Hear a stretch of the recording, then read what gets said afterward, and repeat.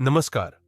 मैं हूं आपका दोस्त कृष्णा और आपका स्वागत करता हूं पुराण टॉक्स पर। आज हम आपको एक अनोखी कहानी सुनाने जा रहे हैं जो हमें सिखाएगी कि हमारे कर्मों का फल भोगना ही पड़ता है।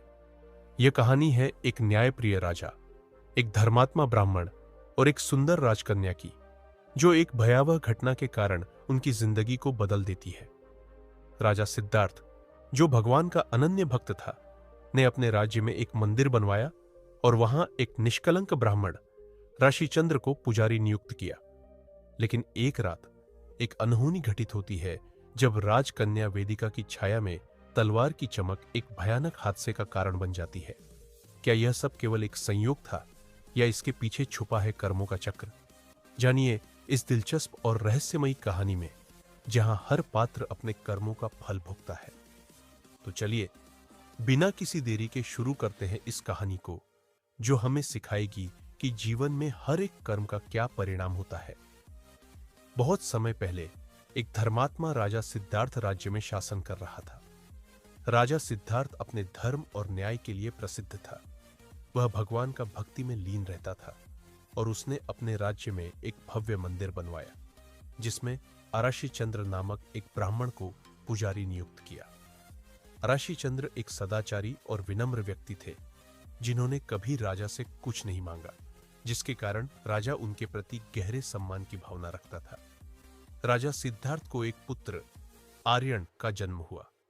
राजा ने उसे अच्छे संस्कार देने के लिए चित्तौड़गढ़ में विद्या के साथ साथ युद्ध कौशल भी सिखाया। जब आर्यन बड़ा हुआ तो उसकी शादी एक सुंदर राजकन्या वेदिका से कर दी गई। शादी की रात वेदिका को नींद नहीं आई। वह बेचैनी से इधर उधर टहलने लगी। जब वह अपने पति आर्यन के पलंग के पास आई तो उसने देखा कि हीरे और जवाहरात से जड़ी एक खूबसूरत तलवार बिस्तर के पास रखी है। जैसे ही उसने तलवार को म्यान से बाहर निकाला, उसकी चमक कमरे में चारों ओर फैल गई। तलवार की चमक से वेदिका की आंखें चौंधिया गई। उसके चेहरे पर डर की झलक साफ दिखी।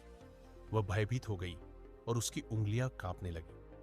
अचानक तलवार उसके हाथ से छूटकर आर्यन के गले पर गिर गई। एक भयानक चीख कमरे में गूंज उठी और आर्यन का सिर धड़ से अलग होकर गिर पड़ा। वेदिका का दिल दहल उठा और वह सन्न रह गई। उसके मन में गहरे पश्चाताप की लहर उठी, लेकिन उसे डर था कि यदि वह सच बताएगी तो कोई उसे विश्वास नहीं करेगा। सुबह होते ही वेदिका विलाप करने लगी। मेरे पति को किसी ने मारा। यह सुनकर राज्य के लोग इकट्ठा हो गए और राजा सिद्धार्थ भी वहां पहुंचा। राजा पूछा कि कौन उसका हत्यारा है। वेदिका ने कांपते हुए कहा, मुझे नहीं पता, लेकिन मैंने उसे ठाकुर जी के मंदिर में जाते हुए देखा है। राजा और उसकी प्रजा ठाकुर जी के मंदिर में गए।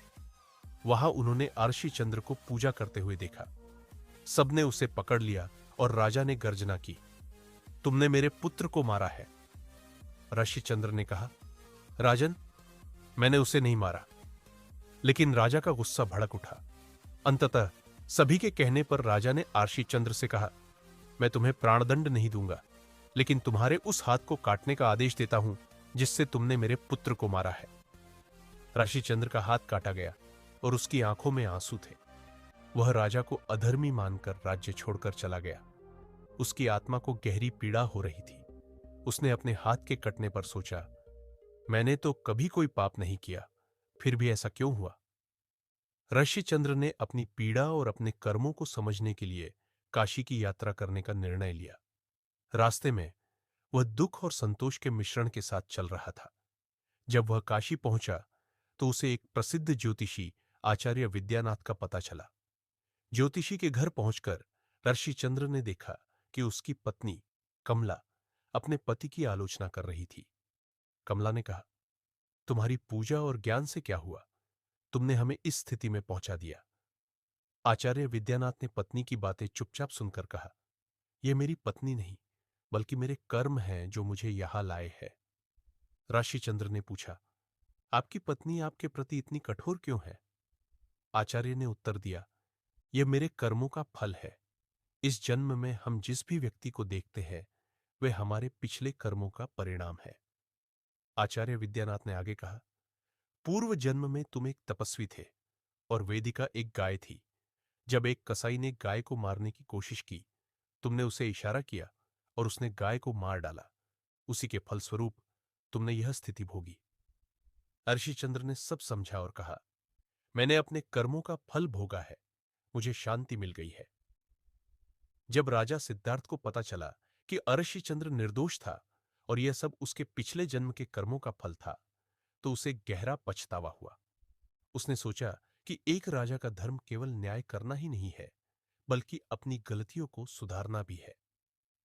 राजा ने ऋषिचंद्र को वापस बुलाने के लिए संदेश भेजा। जब ऋषिचंद्र दरबार में पहुंचा, तो राजा ने कहा, ब्राह्मण देव, मैंने आपसे बड़ी भूल की है। मैंने बिना सच्चाई जाने आपको दंडित किया। कृपया मुझे क्षमा करें। ऋषिचंद्र ने मुस्कुराते हुए कहा, राजन, यह मेरे कर्मों का फल था और मैंने पहले ही आपको क्षमा कर दिया है। राजा ने उसकी विनम्रता को देखकर उसे सम्मानित किया और उसे पुनः मंदिर में पूजा करने के लिए आमंत्रित किया। इस प्रकार राजा सिद्धार्थ और ऋषिचंद्र के संवाद ने उन्हें यह सिखाया कि जीवन में चाहे कैसी भी परिस्थितियां हों, अपने कर्मों का परिणाम हमें स्वीकार करना ही होता है। साथ ही दूसरों को क्षमा कर हम आत्मिक शांति प्राप्त कर सकते हैं। अंत में यह कहानी हमें यह सिखाती है कि कर्मों का फल भोगने का साहस रखने से ही आत्मिक शांति मिलती है। राजा ने अपनी गलती को समझा और ऋषिचंद्र से क्षमा मांगी, जिससे एक सुखद अंत और गहरी सीख जुड़ गई। तो दोस्तों, यह थी कहानी कर्म का चक्र, राजा, ब्राह्मण और राजकन्या। एक ऐसा किस्सा जिसने हमें सिखाया कि हमारे किए गए कर्मों का फल हमेशा हमारे सामने आता है। राजा सिद्धार्थ और ऋषिचंद्र ने यह समझा कि सच्ची आत्मिक शांति केवल अपने कर्मों को स्वीकार करने और दूसरों को क्षमा करने में है। कहानी हमें यह भी बताती है कि किसी भी परिस्थिति में हमें धैर्य नहीं खोना चाहिए और सच्चाई का सामना करना चाहिए। जीवन में जो भी घटित होता है, वह हमारे पूर्व जन्म के कर्मों का परिणाम होता है। यदि आपको यह कहानी पसंद आई हो, तो कृपया लाइक और सब्सक्राइब करें हमारे चैनल पुराण टॉक्स को, ताकि हम और भी ऐसी प्रेरणादायक और ज्ञानवर्धक कहानियां आप तक पहुंचाते रहे। आपका अनुभव हमारे लिए बहुत महत्वपूर्ण है, इसलिए हमें कमेंट में बताएं कि आपको यह कहानी कैसी लगी और आप अगली किस प्रकार की कहानी सुनना चाहेंगे। धन्यवाद दोस्तों। अगले वीडियो में फिर मिलेंगे एक नई कहानी के साथ। तब तक के लिए अपना ध्यान रखें और अपने कर्मों का फल भोगने के लिए हमेशा तैयार रहें।